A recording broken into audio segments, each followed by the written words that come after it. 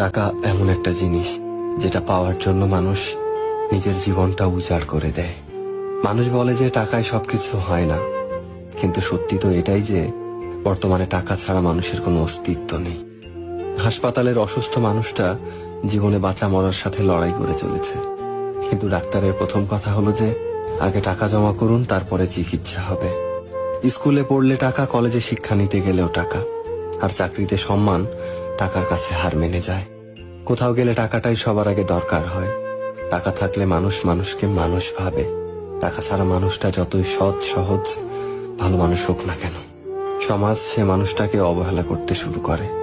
বাস্তবতা তো এটাই যে টাকা শুধু দরকারই হয় না, আজকাল মানুষের সব থেকে বেশি প্রয়োজনীয় জিনিস হয়ে উঠেছে। টাকা আছে সেই ঠিক, সেই সব থেকে সম্মানী ব্যক্তি এবং সম্মানের যোগ্য। আর যার কাছে টাকা নেই, তার সত্যিগুলোকেও খুব সহজে মিথ্যে বানিয়ে দেওয়া যায়।